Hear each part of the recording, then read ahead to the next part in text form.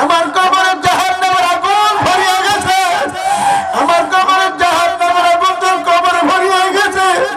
99 জন সব কবরে হাত ধরে থাকে রয়েছে, এ কবরে ঘরে যাইও না।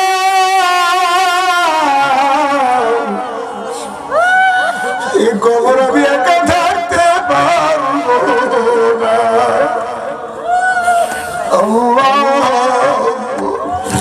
কবরে নামি আমাদেরকে কবরে শোয়া বাড়ি চলিয়া যাইবে, বাতি জ্বালাবে। আমার আপনার কবরে কে বাতি জ্বালাইবে? আমার আপনার কবর তো দুনিয়ার কেউ বাতি জ্বালাতে পারবে না।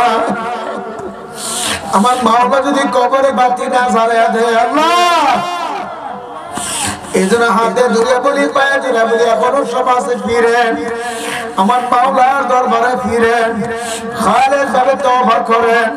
চরমনার মরহুম ইসাক রহমাতুল্লাহ আলাইহি আহলে কাশওয়ালা বুজুর্গ ছিল।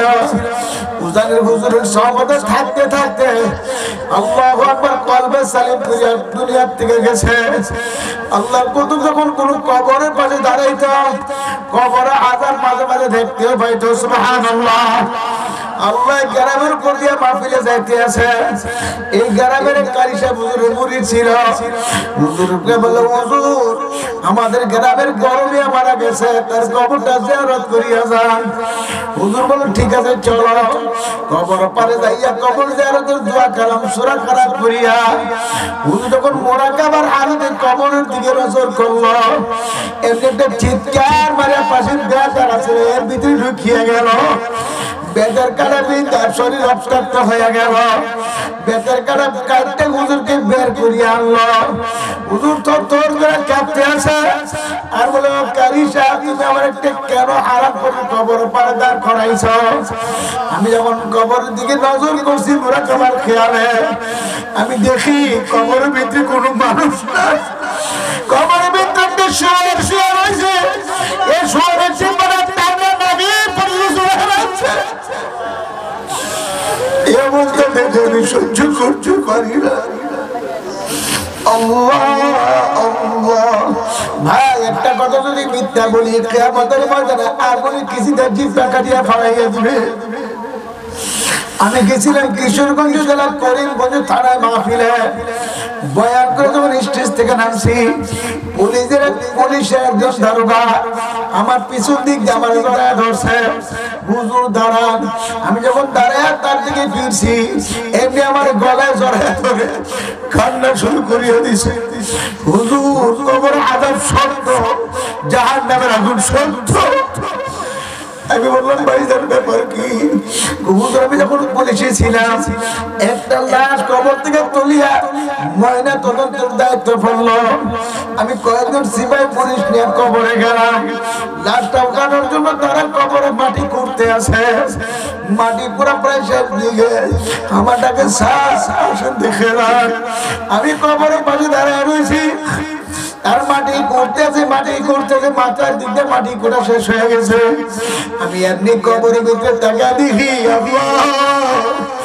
ওই কবরের ভিতরে যে লাশ হয়ে রয়েছে, ওই লাশের জিব্বাটা টানা নাবি সমস্ত কবর রক্ত ভরিয়ে গেছে। এ অবস্থা দেখে আমি সহ্য করতে পারি না।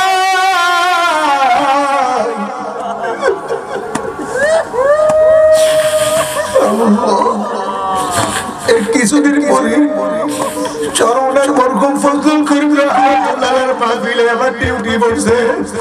আমি মাহফিলে ডিউটি করতে আসি। হুজুর যখন কবরে আযাবের বয়ান, জাহান্নামের বয়ান শুরু করছে, এমনি আমার চোখের পানি আর ধরে রাখতে পারি না। আমি যাইয়া হুজুর কাছে মুরিদ হয়ে গেছি। হুজুর কবরে আযাব সত্য, জাহান্নামের আগুন সত্য, কবরে সাপ মৃত্যু সত্য, কোনো সন্দেহ নাই। এ ভাই হাতে দুনিয়া বলিয়া থইয়া যায়, এখনো সমাজে ফিরে আমার মাওলার দরবারে ফিরে চোখের পানি ফেলে আমার মাওলাকে আল্লাহ করে ডাক দেন। আমার মাওলা পাক রব্বুল আলামিন তো তাকে রয়েছে বন্দাবাদী কোন সময় আমার মাওলাকে আল্লাহ করে ডাক দিবে। আর যখন চোখের পানি ছাড়িয়ে দেয়, তখন আমার মাওলার কুদরতি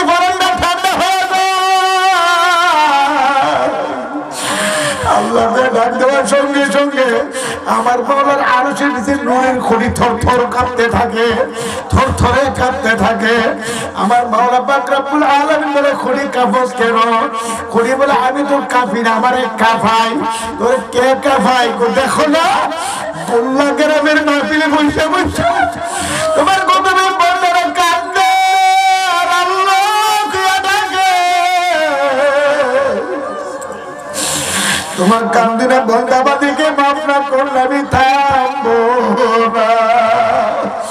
আমার মাওলা তখন বলবে খড়ি থামিয়া যা, আমি আমার বন্ধা বান্ধবীদের পিছনে সব গুনাহ মাফ করিয়া দিলাম।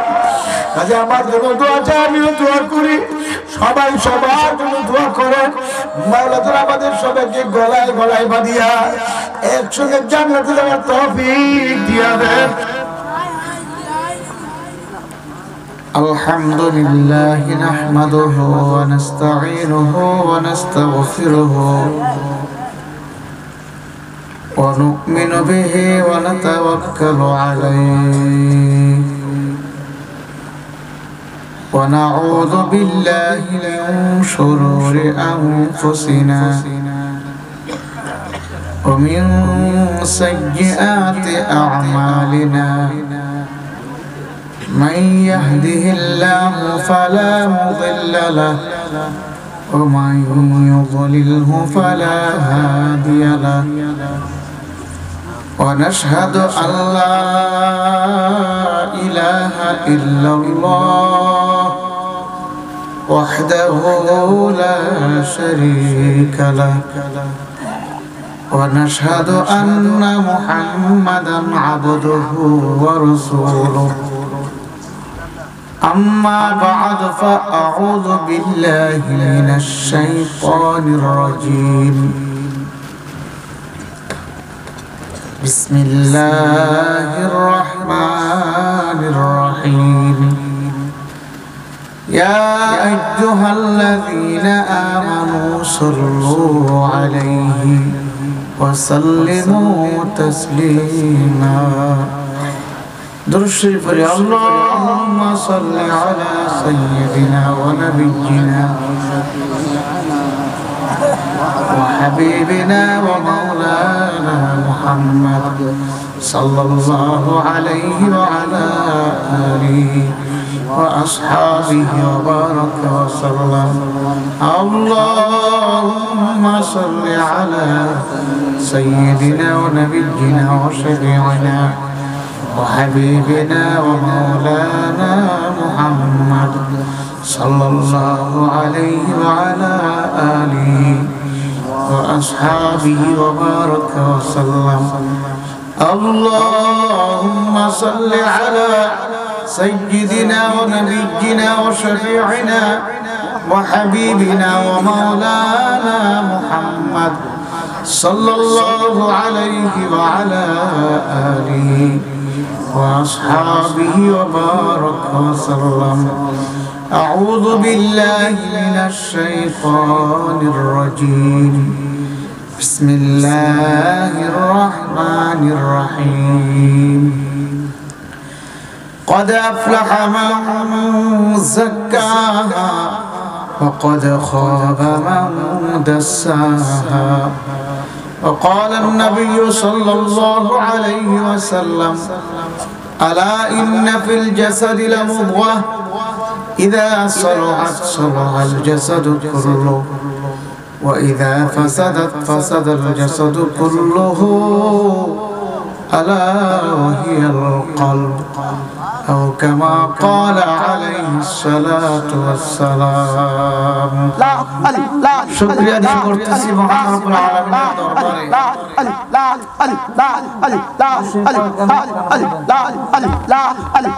رب العالمين আপনাকে আমাকে ফিতনা ফাসাদের দুনিয়াবি কাজকর্ম থেকে অবসর করে বিরত রেখে আজকের মাহফিলে আসার তৌফিক দান করেছেন শুকরিয়া তানবি আলহামদুলিল্লাহ যে রব্বুল আলামিন আপনাকে আমাকে এই ফিতনা ফাসাদের যুগে যখন অদৃশ্য এক ভাইরাস সারা পৃথিবীতে বিরাজ করতেছে, এই ভাইরাসের ভয়ে আতঙ্কে সারা দুনিয়া আজকে স্তব্ধ হয়ে গেছে, ঠিক না? এরকম এক প্রতিকূল অবস্থার মধ্যেও আজকের এই মাহফিলে আমাদেরকে আসার বসার কিছু বলার এবং শোনার তৌফিক দান করেছেন, এতে খুশি নেবে যান। যারা খুশি হলাম, খুশির সাথে আবার বলি আলহামদুলিল্লাহ। উজানির হযরত বয়ান করছেন, এরপরে আর বয়ানের অপেক্ষা রাখে না। আমি চাইছিলাম হযরতের আগে কিছু কথা বলে জিকির আজকার করে বিদায় হওয়ার জন্য, কিন্তু হুজুরের মর্জি, হুজুর আমার আগে করবে। কাজে মুরব্বীদের মর্জির উপরে ছেড়ে দেওয়াই সবচেয়ে বড় আদব, ঠিক না? আল্লাহ, কিন্তু হুজুর বয়ান করছেন সব বিষয়ের উপরে। আমি কি বয়ান করব জানিয়ে কি আর বলবো কি? এরপরে যেহেতু আল্লাহ পাক রব্বুল আলামিন শুধু বিবারিয়া থেকে নিয়ে আসছেন, আমি একটু চেষ্টা করছি, আল্লাহ আমাকে নিয়ে আসছেন আপনাদের মহাব্বতে, ঠিক না? এখানে যারা আছেন, যারা এখনো পর্যন্ত বসা আছেন, আপনারা কি ইনশাআল্লাহ আমি যতক্ষণ থাকবো আপনারা থাকবেন? কার কার আছে দেখি তো। আলহামদুলিল্লাহ। যদি থাকে তাহলে যারা দূরে আছেন একটু কাছে আসেন, তাহলে বোঝা গেল মহাব্বত আছে। দূরে দূরে থাকলে মহাব্বতের বহির প্রকাশ হয় না। কাছাকাছি মিলে মিলে বসি, সামনে আগায় বসি, একজন আরেকজনের সাথে মিলে বসি। এখানে একজনের কলব যদি আল্লাহ জারি করেন, এই কলবের বরকতে সবার কলব আল্লাহ জারি করতে পারেন, ঠিক পারে কি পারে না? কলব এক দামি জিনিস, এক দামি এক জিনিস, এক দামি গোশতের টুকরা, ঠিক না? এই কলবের জমিনের উপরে মেহনত চলছে। যত পীর মাশায়েখ, যত বুজুর্গানে দিন মেহনত করছেন। উজানি হুজুর রশিদ আহমদ গঙ্গী রহমতুল্লাহ আলাইহি সহ সমস্ত বুজুর্গানে দিন দিল ঠিক করার জন্য মেহনত করছেন। কি কথা ঠিক না? উজানির কারি ইব্রাহিম সাহেব রহমতুল্লাহ আলাইহি রশিদ আহমদ গঙ্গী রহমতুল্লাহ আলাইহির কাছে গেলেন কেন? তিনি তো মক্কাতুল মুকাররমায় থাকতেন। তিনি তো সারা পৃথিবীর মুসলমানদের কেন্দ্রীয় মার্কাজ মক্কাতুল মুকাররমা, কাবাঘর, ঠিক না? তিনি ওখানেই ছিলেন। এরপরে তিনি আবার রশিদ আহমদ গঙ্গী রহমতুল্লাহর কাছে গেলেন কেন? এই কলবের জন্য, ঠিক? কিসের জন্য? কলব। এই ঠিক কলব ঠিক করার জন্য, অন্তরকে আল্লাহর দিকে ঝুঁকানোর জন্য, আল্লাহর সাথে তার দিলের তাআল্লুকের জন্য তিনি গেলেন রশিদ আহমদ গঙ্গী রহমতুল্লাহ আলাইহির দরবারে। কথা ঠিক না? আর হাকি হযরত রশিদ আহমদ গঙ্গী রহমতুল্লাহ আলাইহি তো 1 লক্ষ হাদিসের হাফেজ ছিলেন। 60,000 হাদিস তিনি তো সনদ সহ মুখস্থ বলতে পারতেন। এত বড় আলেম আর এত বড় মুহাদ্দিস বুজুর্গ, এত বড় মুফতি, তিনি কেন গেলেন রশিদ আহমদ গঙ্গী রহমতুল্লাহ আলাইহি? তিনি কেন গেলেন হাজী আমদাদুল্লাহ মুহাজির মক্কি রহমতুল্লাহ আলাইহির কাছে? হাজী আমদাদুল্লাহ মুহাজির মক্কি রহমতুল্লাহ আলাইহি তো বাহ্যিক ভাবে হযরত রশিদ আহমদ গঙ্গী রহমতুল্লাহ আলাইহির তুলনায় অনেক কম আলেম, ছোট আলেম, ঠিক না? তিনি তো মাত্র কাফের আলেম। আর রশিদ আহমদ গঙ্গী রহমতুল্লাহ তো বহুত বড় শাইখুল হাদিস ছিলেন, বহুত বড় আলেম, ঠিক না? এত বড় আলেম হয়ে তিনি এত ছোট আলেম হাজী আমদাদুল্লাহ মুহাজির মক্কি রহমতুল্লাহ কাছে কেন গেলেন? তার দিল ঠিক করার জন্য গেলেন। আর দিল ঠিক করার জন্য তিনি আর কোনো সাহেব দেখছিলেন না। তাকে প্রশ্ন করা হয়েছিল, আপনি এত বড় আলেম হয়ে হাজী সাহেবের কাছে কেন গেলেন? হাজী সাহেব তো বড় আলেম নয়, আমি ওনার কাছে ইলমে শরীয়ত শিখতে যাই নাই, ইলমে মারিফত শিখতে গেছি। তিনি তো ইলমে মারিফতের ভান্ডার ছিলেন, ইলমে লদুনি আল্লাহ তাকে ভান্ডার হিসেবে ঢাইলা দিয়েছিলেন। তিনি আরশ আজিমের সাথে তাআল্লুক ছিল, তাহতা সালাত থেকে আরশ আজিম পর্যন্ত তার নেটওয়ার্ক ছিল। সুবহানাল্লাহ। এই জন্য আমি হাজী সাহেবের কাছে গেছি। মুহতারাম হাজিরিন, আজকে আমরা সবাই অসুস্থ, ঠিক না? সবাই অসুস্থ, কম বেশি রোগ সবার কাছে আছে। দেহের অসুস্থ কথা বলি না, গ্রহের অসুস্থ, কলবের অসুস্থতা, দিলের অসুস্থতা। সবচেয়ে বড় রোগী ওই রোগী যে রোগীর অন্তরে রোগ আছে, ঠিক না? ঠিক। আর আমরা মনে করি যার ক্যান্সার হয়েছে, যার আল্লাহ না করে করোনা ভাইরাসে আক্রান্ত করছে, সে বড় রোগী। না না, এগুলা বড় রোগী না। সবচেয়ে বড় রোগী যার অন্তরের মধ্যে ব্যারাম ধরছে, ঠিক না? ঠিক। অন্তরের কি ব্যারাম? অন্তরের রোগ। অন্তরের ব্যারাম কি আর রোগের ওষুধ কি, এটা রোগী নিজে ধরতে পারে না। আর এই রোগের চিকিৎসা রোগী নিজেও করতে পারে না। এর জন্য একজন চিকিৎসকের কাছে যাইতেই হয়। আল্লাহ বলেছেন কদ আফলাহা মান যাক্কাহা, তোমরা তোমাদের অন্তরকে যদি পবিত্র করে আমি আল্লাহর দরবারে আসতে পারো, অন্তরকে পবিত্র করে যদি আসতে পারো, তাহলে তোমরাই সফল কাম হয়ে জান্নাতে যাবা। এই অন্তরকে পবিত্র করাই লাগবে, ঠিক না? ঠিক। এছাড়া সম্ভব না। দিলের চিকিৎসা করা ফরজ আইন, দেহের চিকিৎসা করা সুন্নাত, শরীরের চিকিৎসা করা কি সুন্নাত, আর রূহের চিকিৎসা করা ফরজ আইন। তো কলবের চিকিৎসা যে করবে, কলবের কি কি রোগ, হাকিমুল উম্মাত আশরাফ আলী থানভী রাহমাতুল্লাহি আলাইহি তিনি বলেন মানুষের কলবে দুই ধরনের রোগ হয়। কয় ধরনের? বুঝেননি? একটা হয় শয়তানি আর একটা নফসানি। কয় ধরনের রোগ? দুই ধরনের, একটা শয়তানি আর একটা নফসানি। এই শয়তানি আর নফসানি এই দুই ধরনের রোগ আবার 10 প্রকার। কয় প্রকার? 10 প্রকার। হাকিমুল উম্মাত থানভী রাহমাতুল্লাহি আলাইহি প্রকারগুলো বলেন। 1 নম্বর হলো লোভ। 1 নম্বর কি? লোভ আসেনি, লোভ, ক্ষমতার লোভ, পদের লোভ, নারীর লোভ, বাড়ির লোভ, গাড়ির লোভ, আছে না নাই? এটা হলো 1 নম্বর লোভ। 2 নম্বর হিংসা। হিংসা আসেনি? কথা কয় না? আপনাদের মধ্যে নাই, আলহামদুলিল্লাহ অনেক মানুষের মধ্যে আছে, আছে না নাই? ভাইয়ে ভাইয়ে হিংসা, ব্যবসায়িক হিংসা, দোকানদার হিংসা, আলেমে হিংসা, আছে না নাই? এটা দিলের রোগ, অন্তরের রোগ। আরেকটা হলো অহংকার, নিজের নিজেকে বড় কিছু মনে করা, এটা অন্তরের রোগ। কি এই অন্তরের রোগগুলোর রোগী নিজে ধরতে পারে না, আর এই চিকিৎসাও নিজে করতে, এই জন্য একজন চিকিৎসকের কাছে যাওয়া লাগে।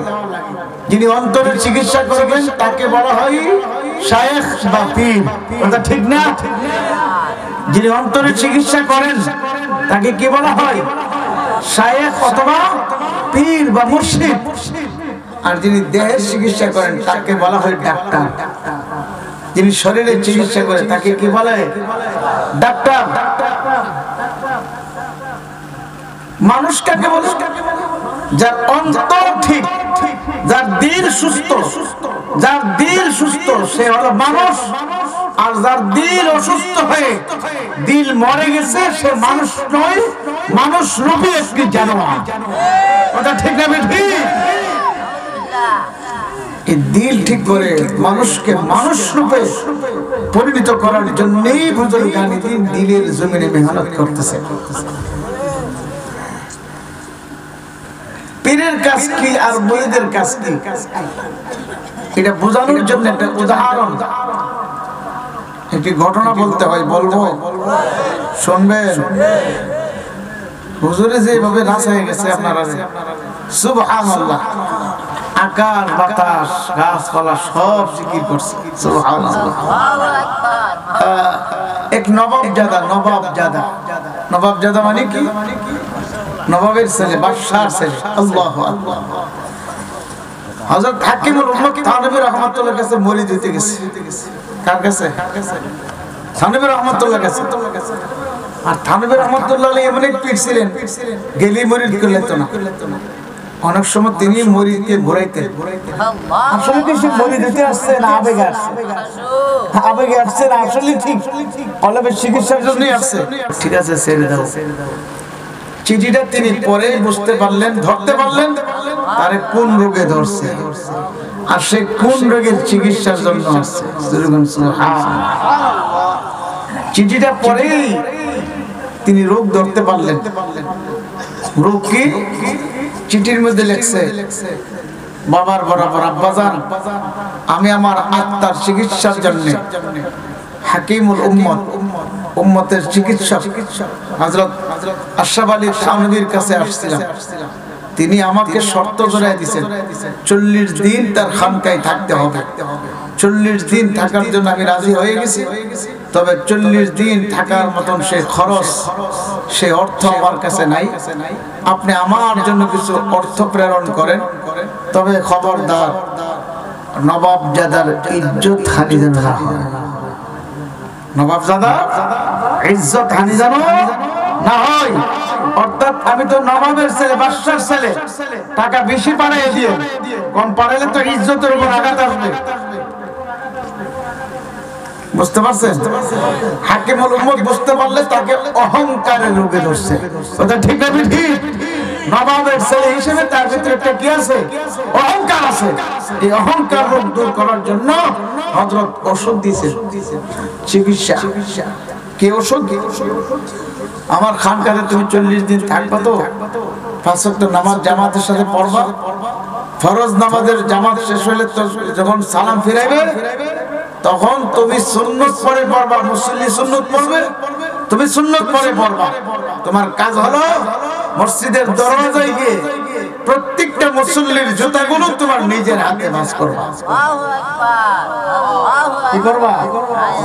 প্রত্যেকটা মুসল্লির জুতা তোমার নিজের হাতে ভাঁজ করবা। আর মুরব্বি মুসল্লি যারা, এদের জুতা নিজের হাতে পরাইয়া দিবা।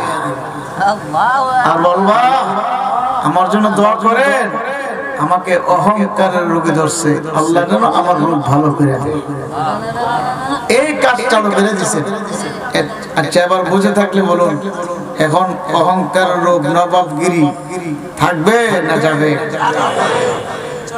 এই কাজটা হলো পীরের। জুরগান সুবহানাল্লাহ। এটা মুরিদ নিজের থেকে কোনোদিন করবে না, নিজের থেকে কোনোদিন মুরিদ করবে না। এটা পীরের দয়ায়া এই ওষুধ দিয়ে দিলে মুরিদ করতে পারে। ঠিক না? ঠিক। প্রিয় হাজিরিন, জিকির এটাও মানুষের অন্তর থেকে অহংকার দূর করে। ঠিক না? অনেকে জিকির করতে চায় না, শরম করে। শরম হুজুরে জিকির করে কিভাবে? শরম করে। আছে না?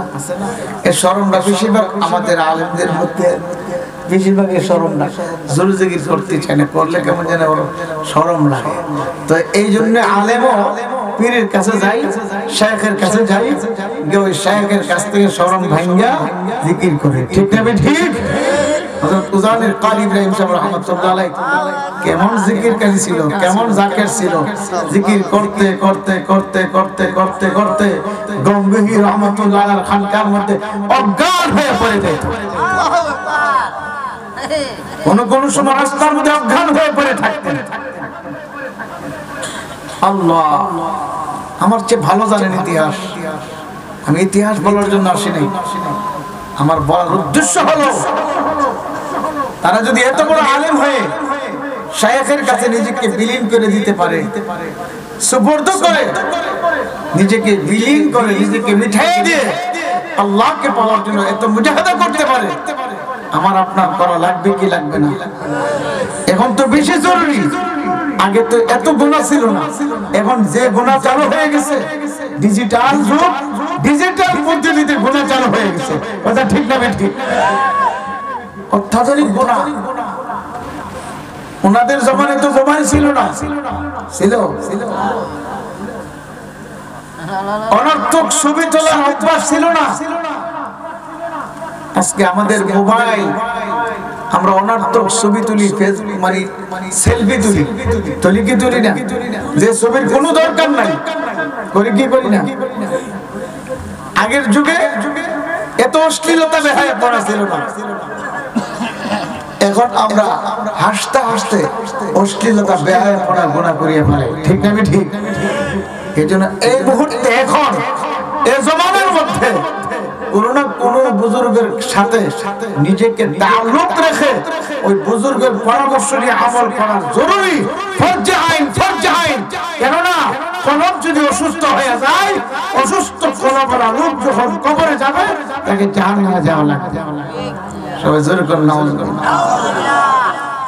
কোরআনের কোথাও লেখা নাই, আল্লাহ রাসূল হাদিসে বলে নাই, কোন পীর মুরিদ মাশায়েখ বলে নাই যে কেউ যদি বড় রোগে আক্রান্ত হয়ে, আল্লাহ না করুক ক্যান্সার আক্রান্ত হয়ে, করোনা ভাইরাসও যদি আক্রান্ত হয়ে কোন মুমিনাত মৃত্যুবরণ করে, তাকে জাহান্নামে যাওয়া লাগবে, এমন কথা কোথাও লেখা নাই।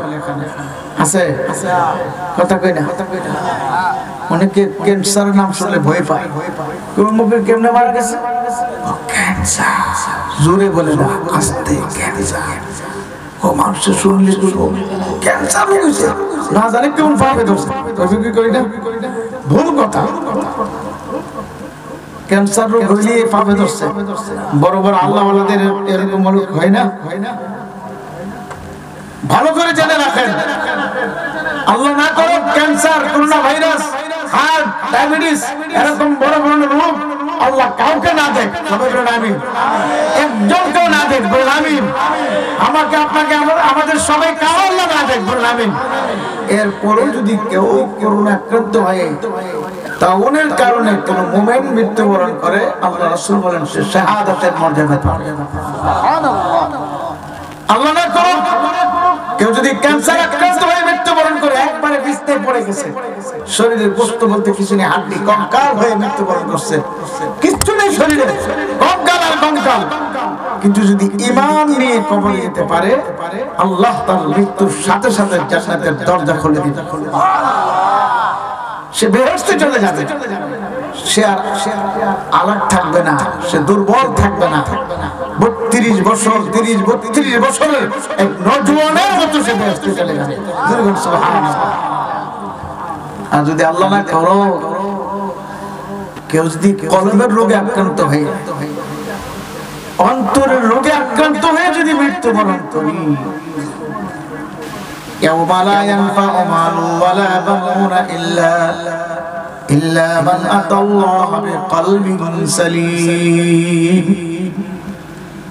আল্লামা ইমাম গাজ্জালী রাহমাতুল্লাহ আলাইহি লেখেন,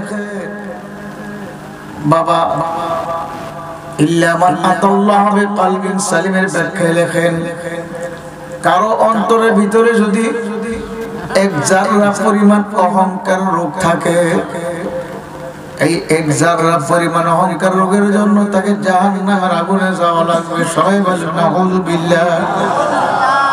বাদাম জাররা কাকে বলা হয়? আমার সাহেব চরমন আল্লাহর কুতুব মেসাইলে বলতেন, আল্লাহু আকবার,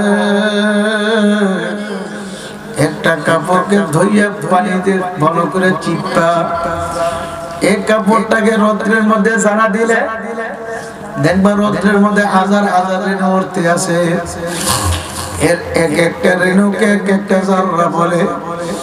এমন এক জাররার অসুস্থতা নিয়ে যদি, এমন এক জাররা অহংকার রোগ নিয়ে যদি কেউ কবরে যায়, আর কবরটা জাহান্নামের আগুন ভরিয়ে যাইবে।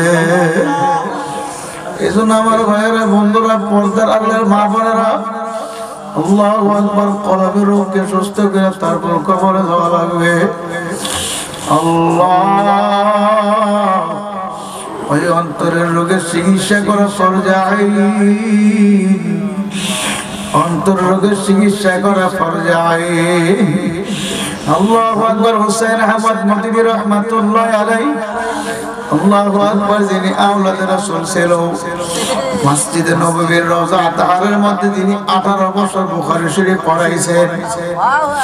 তিনি তো রশিদ আহমদ গঙ্গী রহমাতুল্লাহর কাছে গিয়ে আত্মশুদ্ধি করছেন। রশিদ আহমদ গঙ্গী রহমাতুল্লাহর কাছে মুরিদ হইয়া তিনি জিকির আজকার করা শুরু করলেন। কিন্তু যখন মুরিদ হয় তখন শর্ত দিল, আমি জিকির করতে পারবো না, জিকিরের সময় আমার নাই। হাদিসের কিতাব পড়াইতে হয়, আমার তো কিতাব মোতালা করতে হয়, জিকির করার সময় আমার নাই। গঙ্গী রহমাতুল্লাহ আলাইহি বলছিল, ঠিক আছে, জিকির করার সময় থাক আর না থাক এটা আপনার ব্যাপার, আপনি আজকে রাতে খানকায় থাকতে পারবেন কিনা। হযরত মদনী রহমাতুল্লাহ আলাইহি বলছিল, হ্যাঁ আমি আজকে রাতে থাকতে পারবো, আজকের জন্য আমি প্রস্তুত হয়ে আসছি। আল্লাহ গঙ্গী রহমাতুল্লাহ আলাইহির কাছে এই শর্ত দিয়ে তিনি থেকে গেছেন। রাতের বেলায় এশার নামাজের পরে খাওয়া দাওয়া করাইয়া রশিদ আহমদ গঙ্গী রহমাতুল্লাহ আলাইহি খাদেমকে বলল, বাবা আমার বিছনার সঙ্গে তুমি মদনীর বিছনাকে করিয়া দাও, বিছনার সঙ্গে বিছনা লাগায় করিয়া দিও। বলে এর হিকমত কি হুজুর, বিছনার সঙ্গে বিছনা কেন লাগাইয়া দেব? এখন বুঝবা না, পরে বুঝবা। বিছনার সঙ্গে বিছনা লাগাইয়া দিয়েছে গঙ্গী রহমাতুল্লাহ আলাইহি বিছনা, আল্লাহু আকবার, আর মদনী রহমাতুল্লাহ আলাইহি বিছনা একসঙ্গে লাগাইয়া মদনী রহমাতুল্লাহ আলাইহি নামাজের পরে মেহমানদারি খাওয়া দাওয়ার পরে তিনি আল্লাহু আকবার ঘুমায়া গেছে। আর রশিদ আহমদ গঙ্গী রহমাতুল্লাহ আলাইহি পাশের বিছানার মধ্যে শুয়ে গেছে। হয়ে যাওয়ার পরে যখন তাহাজ্জুদের সময় হয়ে গেল, গঙ্গী রহমাতুল্লাহ আলাইহি তাহাজ্জুদের সময় ঘুম থেকে উঠে গেল। ওযু আস্তাঙ্গা জরুরত শেষ করিয়া জানামাজে দাঁড়াইয়া তাহাজ্জুদের নামাজ শুরু করিয়া দিল। তাহাজ্জুদ পড়িয়া তিনি কিবলামুখী হইয়া 4 জন আসন ধরে বৈশা যখন আমার মাওলার জিকির শুরু করল, আমার মাওলার জিকির করতে করতে করতে করতে তার খানকার ভিতরে এমন একটা অবস্থা তৈরি হয়ে গেল। আল্লাহু আকবার। রশিদ আহমদ গঙ্গী রহমাতুল্লাহ আলাইহির খানকার ভিতরে আল্লাহু আকবার তিনি জিকির করে একা একা, কিন্তু খানকার প্রত্যেকটা আসবাবপত্রের মধ্যে জিকির জারি হয়ে গেল। এখন মদনী রহমাতুল্লাহ আলাইহি বিছনা আমার মাওলার জিকির শুরু হয়ে গেল। এখন মদনী রহমাতুল্লাহ আলাইহি তিনি শুয়ে থেকে উঠে তিনিও জানামাজে দাঁড়াইয়া আল্লাহু আকবার ওযু করিয়া জানামাজে দাঁড়াইয়া তাহাজ্জুদের নামাজ পড়িয়া জিকির শুরু করলো। আমার মাওলার জিকির করতে করতে করতে করতে আল্লাহ এমন এক হালত তার মধ্যে হয়ে গেল, এমন অস্তহাল তার মধ্যে হয়ে গেল, তিনি এখন মাথাকে দেওয়ালের মধ্যে তার ঠাস করে বাড়ি লাগাই আর তাকে মাবুদ গো, তোমার জিকিরে তো মজা আগে তো জানি না, মাওলা তোমার জিকির আমি ছাড়ব না। আল্লাহ আমার মাওলার জিকির করতে করতে করতে করতে জিকিরের মধ্যে যে কি স্বাদ, ওই জিকির না করলে বোঝানো যাবে না। চরমনার মরহুম আল্লাহর বন্ধু বলতেন, বাবা তুমি রসগোল্লা খাও নাই, রসগোল্লার মজাও বুঝবে না। যে ব্যক্তি রসগোল্লা খায় না তাকে রসগোল্লার বয়ান করে মজা বোঝানো যাবে না। রসগোল্লা খাওয়ায়া দাও, তখন বুঝবে রসগোল্লা যে কত মজা। যে ব্যক্তি আমার মাওলার জিকির করে না সে তো জিকিরের মজাও কোনোদিন পাইবে না। কাজে তাকে নিয়ে যদি আমার মাওলার জিকির করতে শুরু করো, আমার মাওলার জিকির করতে করতে করতে করতে এর মধ্যে যে কি মজা, যখন সে তার অন্তরে মজা পাইয়া যাইবে তখন আর জিকির বন্ধ করবে না। আল্লাহু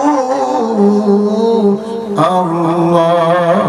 হে ভাইয়েরা বন্ধুরা, পর্দার আল্লাহ মা বোনেরা, আল্লাহ এখনো সমাজে ফিরে আমার মাওলার দরবারে ফিরে খালেন আমার মাওলার দরবারে তওবা করেন। আর সকালে কিছু সময়, বিকালে কিছু সময় বৈশা বৈশা আমার মাওলার জিকির করেন। চোখের পানি পালে কান্দান, যদি কান্না না আসতে চাই একটু সময় মওতের মুরাকাবা করিয়েন, কবরের মুরাকাবা করিয়েন, দেখবেন পাথরিয়া দিল নরম না হইয়া পারবে না।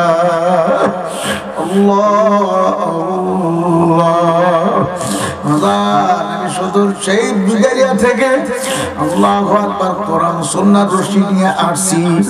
কোরআন সুন্নাহর রশি গলায় লাগাও, কিসমত ভালো আছে।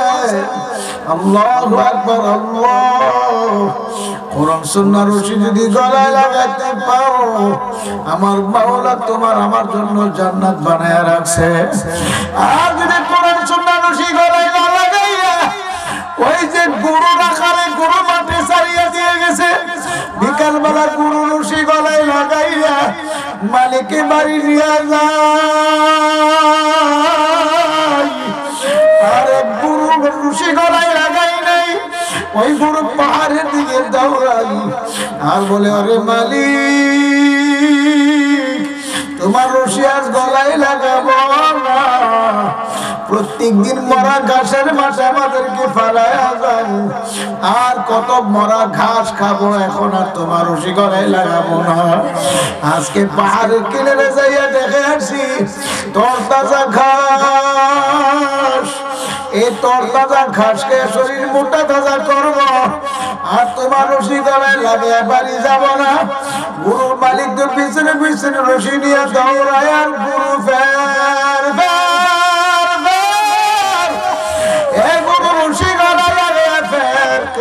ভালো আছে। যদি না ফেরো পাহাড়ের কিনারে যাও, তবে ভালো করে জানিয়া নাও ওই পাহাড়ের উপরে বড় বড় বাঘ ভাল্লুক আছে। ওই হিংস্র প্রাণী বাঘ ভাল্লুক যখন তোরে দেখিয়া পালাইবে, তখন কিন্তু আর বাঁচতে পারবা। গুরু তো আর ফেরে না, পাহাড়ের দিকে দৌড়াইতে আছে। গুরুর মালিক কিছুক্ষণ দৌড়িয়া ফিরিয়া চলে আসছে। এখন গরু তো পাহাড়ের কিনারে মোটা তাজা ঘাস খায়, শরীর তেল তেল হইতে আছে, শরীর বড় মোটা তাজা হইতে আছে। ওই দিক দিয়ে আমার মাওলার দরবারে বাঘে কাঁদতে বালি। আজকে প্রায় 3 দিন হয়ে যায়, কোন শিকারি পাই না, খাবার পাই না, পেটের খিদা সইতে পারি না। আমার মাওলা বলে, আরে পাহাড়ের নিচের দিকে তাকায় দেখো, তোমার জন্য কি সুন্দর গরু আমি রাখিয়ে দিয়েছি। এখন বাকি পাহাড়ের নিচে তাকাইয়া দেখে পাহাড়ের কিনারে সুন্দর তরতাজা গরু লাফায়া ঘাস খায় আর আমোদ প্রমোদ করতে আছে। এমনি বাঘেরটা হুঙ্কার মারিয়া পাহাড় উপর থেকে গরুকে খপ করিয়া ধরিয়া গরুর গর্দানে কামড় দিয়া গর্দান ভাঙ্গা এমন ভাবে চুষিয়া চুষিয়া রক্ত পান করে, বস্তু চাবায় চাবায়া খায়। এখন গরু চিল্লে আর বলে, কি করলাম রে, কি করলাম রে, কি করলাম, মালিকের রশি গলা না লাগাইয়া কি করলাম। এখন গরু চিৎকার করে আর দৌড়াবার চেষ্টা করে। এখন তোর গরু বাঁচতে পারে না, অনেকগুলো বাঘ ভাল্লুক এসে গরুকে ধরিয়া খাইয়া বাড়াইল। আমার কুতুবুল আলম সাহেব ফজলুল করিম রাহমাতুল্লাহ আলাইহি তিনি বলতেন, বাবা হাতে বাঁধরে সুন্দর রশি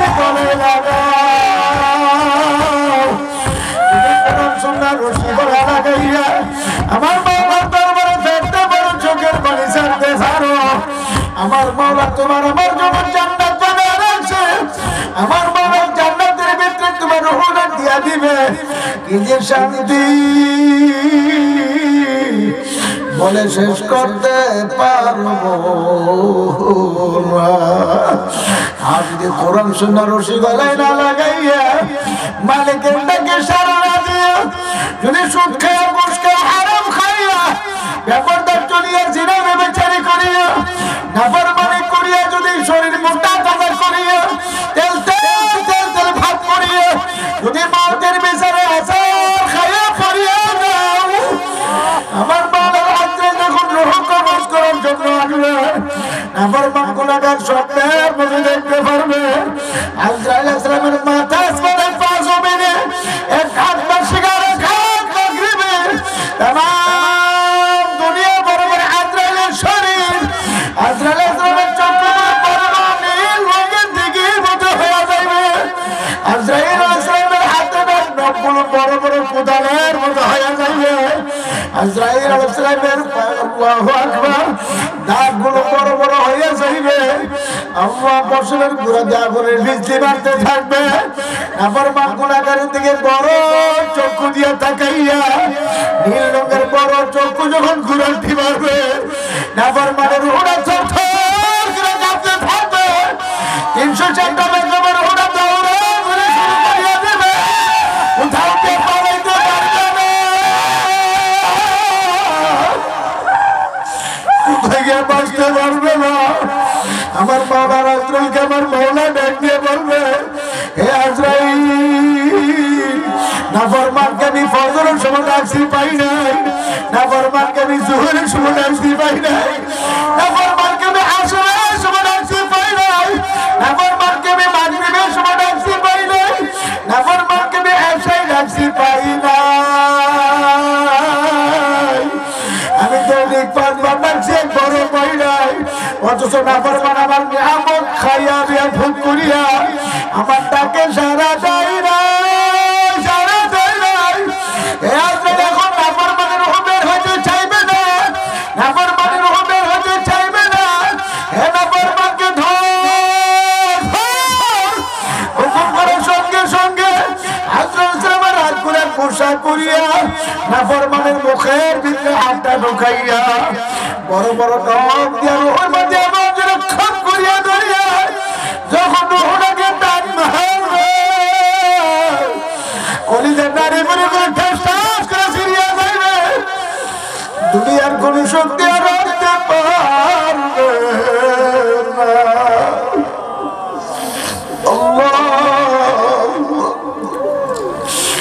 নাফরমান তো দুনিয়া থেকে চলিয়া গেছে লাশ বিছানায় পড়িয়া থাকবে মসজিদের মাইকে এলান হয়ে যাইবে অমুক আর দুনিয়াতে নাই মসজিদের ইমাম সাহেবের মাইকে এলান করে করে মানুষ পাড়া প্রতিবেশী বাড়িতে হাজির হয়ে যাইবে কয়েকদিনে খন্তি খুদা নিয়ে কবরে যাইবে আল্লাহ কয়েকদিনে পাশের যাত্রীকার পাশ কাটতে থাকবে আল্লাহ কয়েকজন আমার আপনার জন্য গরম পানি জল দিবে কয়েকজনে মসজিদের পার্টি বাড়িতে হাজির করবে কয়েকজনে গরম পানি করিয়া গোসলখানা বানাইয়া ঘরের ভিতরে দুই চারজনে ধরিয়া ধরিয়া ঘর থেকে বাহির করিয়া গোসলখানে শোয়া না কে কেড়ে নিফা লাগাইয়া গরম পানি দাঁড়িয়ে মারাইয়া গোসল যখন শুরু করিয়া দেবে স্বপ্নের হুঙ্কার বলবে ভাই হাতে না ধরিয়া বলি আমার গায়ে তো বেশি গরম পানি ঢালিও না আমার গায়ে তো জোরে জোরে মর দিও না তোমরা তো জানো না তোমরা তো দেখো না আমার জান কবজের সময় আজরাইল জাবরা করিয়া গুসা করিয়া আমার রুহের উপর এত জোরে থাবা মারছে আজরাইলের থাবে আমার শরীরটা ভেজা জোরের মতো নরম হয়ে গেছে তোমাদের জোরে মরার বেশি গরম পানি আমি সহ্য করতে পারি না কেউ কান্নাকাটি শুনবে না গোসল করে ধরিয়া কবরে বাড়িতে 3 খানায় কাপড় বিছায় রাখছে আল্লাহ 3খানা কাপড় পুরুষের জন্য, মা বন্ধুর জন্য 5খানা কাপড়। এই কাপড়ের সোয়া ডানের কাপড় বামে দিয়া, বামের কাপড় ডাইনে দিয়া, পায়ে বান দিয়া, মাজায় বান দিয়া, মুখটা যখন করিয়া বান দিয়া ফালাইবে, স্বপ্নের কাঁদবা বলবে আমার মুখের কাপড় খুলিয়া দাও, আমার চাহাটা খুলিয়া দাও, আমার এতিম ছেলে মেয়েরা করিয়া। আর জীবনের শেষবার মতো আম্মুর চেহারা দেখিয়া যা, জীবনের শেষবার মতো আম্মুর চেহারা দেখিয়া যা। জীবনের শেষ দেখার জন্য ছেলে মেয়েরা যখন এসে দাঁড়াইয়া যাইবে, আল্লাহু আকবার আল্লাহ, ছেলে মেয়েরা কাঁদতে থাকবে, আল্লাহ আব্বা আব্বা আম্মু আম্মু বলে কাঁদতে থাকবে, জবাব তো আর দিতে পারবো না। 3টা বান্দিয়া কবর গাড়িতে উঠে 4 জনের কাঁধে নিয়া জানাজার মাঠে হাজির করবে। ইমাম সাহেব চারটে করে জানাজা পরে কবরে পার্সেল করিয়া দিবে, যাও কবরে চলিয়া যাও, আর তোমার দুনিয়াতে কবরে পড়ছি পার রাখে। আর লোকেরা চুতির গিরা দিয়ে দাঁড়ায় বলবে মাশাআল্লাহ, আব্দুল করিমের কবর বড় সুন্দর, আব্দুর রহমানের কবর বড় সুন্দর। আল্লাহ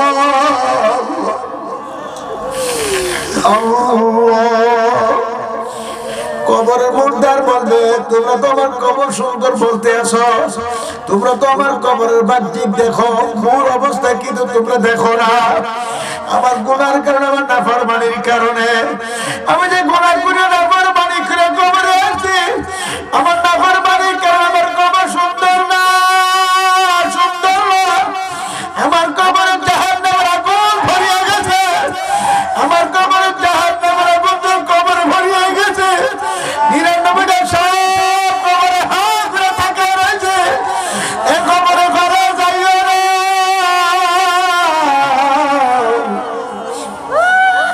এই কবর আমি একা থাকতে পারবো না।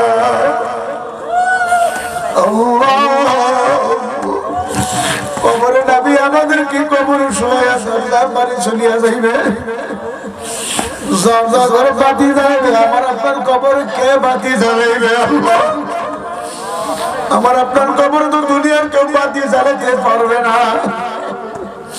আমার মাওলা যদি কবরে বাতি না জ্বালাইয়া দেয়, আল্লাহ এই জন্য হাতে ধরে বলি, পায়ে ধরে বলি, এখনো সমাজে ফিরেন, আমার মাওলার দরবারে ফিরেন, খালেস ভাবে তওবা করেন। চরমনার মরহুম ইসাক রাহমাতুল্লাহ আলাইহি আহলে কাশফওয়ালা বুজুর্গ ছিল। উজানির হুজুরের সহবতে থাকতে থাকতে আল্লাহু আকবার কলবে সালিম করে দুনিয়া থেকে গেছে। আল্লাহর কুতুব যখন কোন কবরের পাশে দাঁড়াইতো, কবরে হাজার মাঝে মাঝে দেখতে পাইতো, সুবহানাল্লাহ। আল্লাহ গ্রামের উপর দিয়ে মাহফিলে যাইতে আছে। এই গ্রামের কারি সাহেব হুজুরের মুরিদ ছিল। হুজুরকে বলল, হুজুর আমাদের গ্রামের বড় মিয়া মারা গেছে, তার কবরটা জিয়ারত করিয়া যান। হুজুর বলল ঠিক আছে চলো। কবর পারে যাইয়া কবর জিয়ারতের দোয়া কালাম সূরা কালাম করিয়া হুজুর যখন মুরাকাবার হালতে কবরের দিকে নজর করলো, এমনি একটা চিৎকার মারে পাশের বেতার আছে এর ভিতরে ঢুকিয়ে গেল। বেতের কাটা বিন্দার শরীর অবস্থান্ত হয়ে গেল। বেতের কাটা কালতে হুজুরকে বের করিয়ে আনলো। হুজুর তো তোর করে কাঁপতে আছে আর বলে, কারি সাহেব তুমি আমার একটা কেন আরাম করে কবর পারে দাঁড় করাইছ? আমি যখন কবরের দিকে নজর করছি মুরাকাবার খেয়ালে, আমি দেখি কবরের ভিতরে কোনো মানুষ নাই।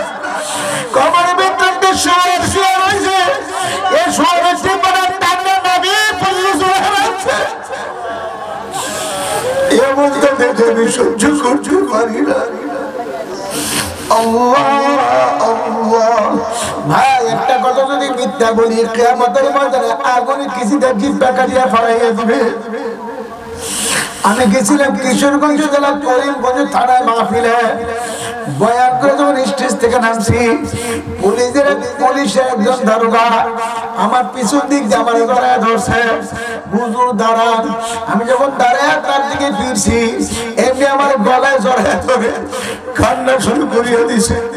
হুজুর কবর আযাব সত্য, জাহান্নামের আগুন সত্য। আমি বললাম ভাইজান ব্যাপার কি? হুজুর আমি যখন পুলিশে ছিলাম একটা লাশ কবর থেকে তুলিয়া ময়না তদন্তের দায়িত্ব পড়লো। আমি কয়েকজন সিপাহী পুলিশ নিয়ে কবরে গেলাম। লাশটা উঠানোর জন্য তারা কবরে মাটি করতে আছে, মাটি পুরো প্রায় শেষ দিকে। আমার ডাকে আসেন দেখে না। আমি কবরের পাশে দাঁড়ায় রয়েছি, আর মাটি করতেছে মাথার দিক দিয়ে মাটি কোটা শেষ হয়ে গেছে। আমি এমনি কবরের ভিতরে তাকা দেখি ওই কবরের ভিতরে যে লাশ হয়ে রয়েছে, ওই লাশের যে টানে নামে সমস্ত কোনো রক্ত ভরিয়ে গেছে। এ বলতে দেখে আমি সহ্য করতে পারি না।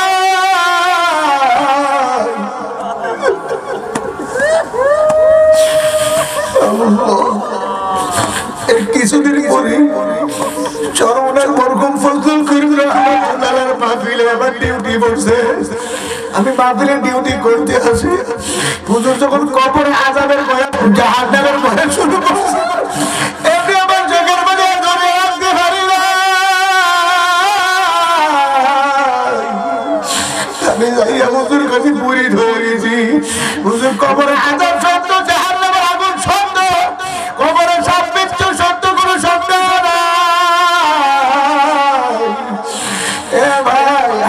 দুনিয়া বলিয়া থইয়া যায়। এখনো সমাজে ফিরে আমার মাওলার দরবারে ফিরে চোখের পানি ফেলে আমার মাওলাকে আল্লাহ করে ডাক দেন।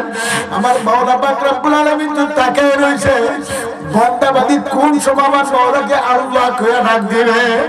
আর যখন চোখের পানি ছাড়িয়ে দেয় তখন আমার মাওলার পদ্ধতি ফরজটা ঠান্ডা হয়ে যায়। আল্লাহকে ডাক দেওয়ার সঙ্গে সঙ্গে আমার মাওলার আরশের নিচে নূরের খড়ি থরথর কাঁপতে থাকে, থরথরে কাঁপতে থাকে। আমার মাওলা পাক রব্বুল আলামিন বলে, খড়ি কাঁপস কেন?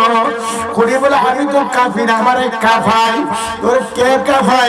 দেখো না গোল্লা গ্রামের মাহফিলে বসে বসে তোমার কদমে পড়বে কান্দে আর আল্লাহকে ডাকে। তোমার কান্দিনা বন্দাবাদীকে মাফ না করলে আমি থামবো না। আমার মারা তখন বলবে, খড়ি থামিয়া যা, আমি আমার বন্দা বান্দীদের পিছনে সব গুনাহ মাফ করিয়া দিলাম। কাজে আমার জন্য দোয়া চাই, আমিও দোয়া করি, সবাই সবার জন্য দোয়া করে। মাওলা যেন আমাদের সবাইকে গলায় গলায় বাঁধিয়া একসঙ্গে জান্নাতে যাওয়ার তৌফিক দিয়া দেন। আল্লাহুম্মা আমিন, আল্লাহুম্মা আমিন। হে ঘরের মেয়ে লোকেরা, আমাদের সঙ্গে হাত উঠা দোয়া করেন। জীবনের গুনার কথা স্মরণ করিয়া আমার মাওলার দরবারে চোখের পানি ফেলে কাঁদেন। আল্লাহ, চোখের পানি যদি না আসতে চাই মনের বুঝায়, ওরে মন একদিন তো নতুন গহনা পরিয়া, নতুন কাপড় পরিয়া রে মন এই ঘরের দরজা দিয়া নতুন বউ হইয়া ঢুকছিল। কত মহিলা বাতাস করছে, কত মহিলা সর্বস্ব করিছে। আমার যেদিন প্রাণ পাখি চলিয়া যাইবে সেই দিন এই ঘরের দরজা দিয়ে বাহির হইবে। ছেলে কাঁদবে বাবা করে, মেয়ে কাঁদবে মা, জবাব তো আর দিবা না। ছেলে কাঁদবে আপু আপু,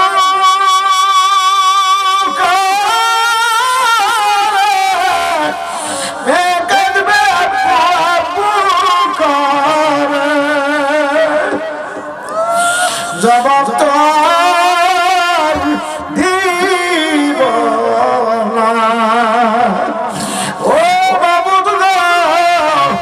রহমতের নজর দিয়ে চাইয়া চাইয়া দেখো মাওলা, কত আলেম ওলামারা তোমার দরবারে কান্দে, কত সাদা দাড়িওয়ালা মুরব্বিরা তোমার দরবারে কান্দে, কত জোয়ানেরা যুবকেরা তোমার দরবারে কান্দে। আল্লাহ মেহেরবানি করে মাফ করিয়া দাও। আল্লাহ দয়া করে আমাদের গুনাহগুলো মাফ করিয়া দাও আল্লাহ, আমাদের গুনাহগুলো নেক দিয়ে পরিপূর্ণ করিয়া দাও আল্লাহ। আজকের মাহফিলকে হেদায়েতের জরিয়া বানায়া দাও আল্লাহ। যারা মাহফিল আসলে মশলা বানান করলো শুরু আল্লাহ, সবার উপর খাস রহমত নাযিল করো আল্লাহ। আল্লাহ আল্লাহ আমরা যারা হাত তুলছি আমাদের জান মাল ইজ্জত ঈমান আপনি হেফাজত করো আল্লাহ। আমাদেরকে তোমার গোলামী জিন্দেগি দান করো আল্লাহ। তোমার গোলাম হিসেবে কবুল করিয়া নাও, তোমার হাবিবের আল্লাহু আকবার খাঁটি উম্মত হিসেবে কবুল করিয়া নাও। এই মাহফিল থেকে আমাদেরকে নিষ্পাপ মাসুম বানায় তারপর বাড়ি ফিরাইও। একটি গুনাহ রাখিও বাড়িতে নিও না রে মাওলা।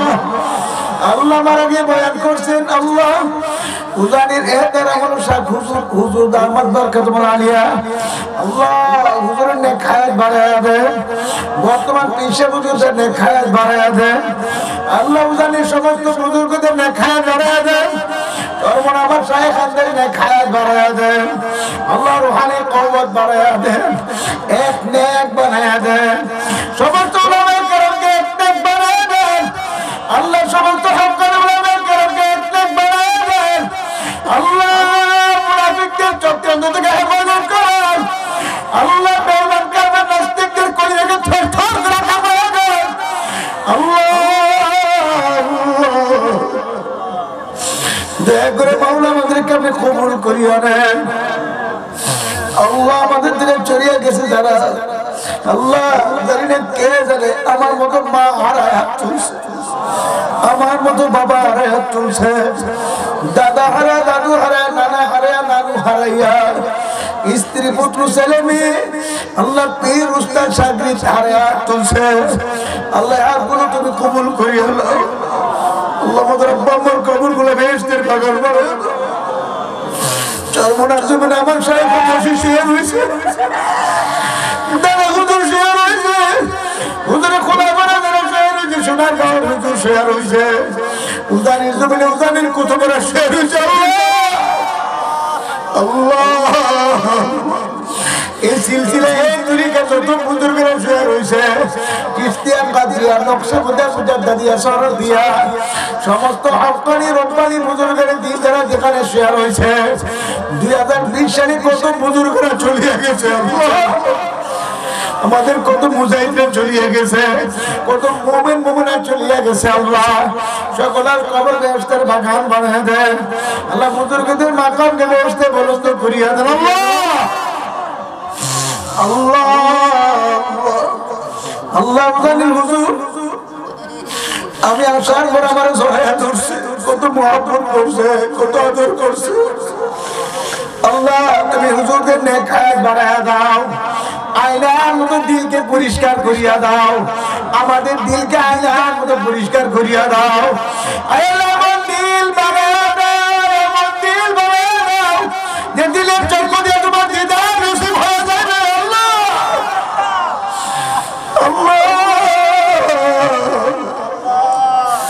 আমাদের দিলকে তুমি গুনাহ মুক্ত দিল বানায়া দাও আল্লাহ। রূপ মুক্ত দিল বানায়া দাও, কুলুষ মুক্ত দিল বানায়া দাও আল্লাহ। আমাদের সমাজকে কুলুষ মুক্ত সমাজ বানায়া দাও, নেককার বানায়া দাও, যুবকদের গলা হেদায়েতের বাড়া বানায়া দাও, যুবকদের ধ্বংসের দিকে রওনা করবে। আমাদের আলে আল্লাহ ছেলে স্ত্রী পুত্র সবার দিনদার বানায়া দাও। সমস্ত মাদ্রাসা মসজিদগুলো কবুল করিয়া নাও। মসজিদ মাদ্রাসার বিরুদ্ধে যারা ষড়যন্ত্র করতে আছে, সমস্ত ষড়যন্ত্রকারীদের ষড়যন্ত্র থেকে হেফাজত করো আল্লাহ। আল্লাহ তুমি দয়া করে আমাদেরকে কবুল করিয়া নাও আল্লাহ। মাহফিলকে হেদায়েতের জরিয়া বানায়া দাও, মাহফিলের আয়োজন যারা তাদেরকে কবুল করিয়া নাও। আমাদের কামাল ভাই সহ মাওলা যারা সাহায্য সহযোগিতা করছে, টাকা দিয়া, পয়সা দিয়া, জান দিয়া, মাল দিয়া, জ্ঞান দিয়া, বুদ্ধি দিয়া, পরামর্শ দিয়া মাওলা তুমি সবাইকে তোমার উলি বানায় নাও, তোমার বন্ধু বানায় নাও। কিয়ামতের ময়দানে তোমার বন্ধু করে ডাক দিও, জাহান্নামের আসামি করে ডাক দিও,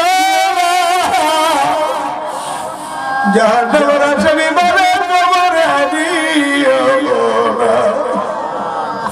আল্লাহ তুমি জান্নাতি বানায় কবরে ঢাক দিও মাওলা। আল্লাহ সমস্ত ব্যবসায়ীদের ব্যবসার মধ্যে বরকত দিয়া দাও, চাকরিজীবীদের চাকরি বরকত দিয়া দাও, কৃষিকাজের কৃষির মধ্যে বরকত দিয়া দাও, যে যেভাবে হালাল রিজিক তালাশ করে প্রত্যেকের হালাল মালের মধ্যে বরকত দিয়া দাও, হারাম থেকে বাঁচার তৌফিক দিয়া দাও। সিনেমা টেলিভিশন নাচ গান অশ্লীলতা বেহায়াপনা বেলাল্লা পড়া বেপরদিগি সমস্ত গুনাহ থেকে আমাদের সবাইকে হেফাজত করো আল্লাহ। রব্বির হামহুমা কামা রাব্বায়ানি সগীরা। আল্লাহ তোমার জমিনে তোমার হুকুমত প্রতিষ্ঠা করিয়া দাও, তোমার হুকুমতের জন্য সাহাবা কেরামের নমুনে সেইভাবে জিদ্দুজাত করার তৌফিক দিয়া দাও আল্লাহ। রব্বির হামহুমা কামা রাব্বায়ানি সগীরা। আল্লাহ উজানি মাদ্রাসার মাহফিল 21-22 জানুয়ারি কবুল করো, সফল করিয়া দাও। চরমনার মাহফিল তুমি কবুল করো, সফল করিয়া দাও। বিশ্ব ইজতেমা করার ব্যবস্থা করিয়া দাও। সুবহান রাব্বিকা রব্বিল ইজ্জাতি আম্মা ইয়াসিফুন ওয়া সালামুন আলাল মুরসালিন ওয়ালহামদুলিল্লাহি রাব্বিল আলামিন। UMK মিডিয়া সুস্থ সংস্কৃতির প্রত্যাশায় আপনাদের সেবায় নিয়োজিত। UMK মিডিয়া একটি ইসলামিক মিডিয়া। আমাদের চ্যানেলটিতে সর্বদাই হক্কানি উলামায়ে কেরামদের বয়ান ও হামদনাত ও কেরাত আপলোড করা হয়। সবার আগে আমাদের সকল ভিডিও পেতে আমাদের চ্যানেলটি সাবস্ক্রাইব করুন। সবাইকে আমাদের সাথে থাকার জন্য আন্তরিক মোবারকবাদ। আল্লাহ হাফেজ। সৌজন্যে messrs Unani medicine corner, proprietor Mohammad Yakub Shikdar, Kachua থানা রোড, কওমি মাদ্রাসার ভবনের নিচতলায় অবস্থিত, কচুয়া পৌরসভা, কচুয়া, চাঁদপুর। এখানে পুরুষ ও মহিলাদের যে কোনো রোগের এবং সুস্বাস্থ্যের জন্য স্থায়ীভাবে চিকিৎসা সেবা প্রদান করা হয়। মোবাইল নম্বর 01816229826। আল্লাহ হাফেজ।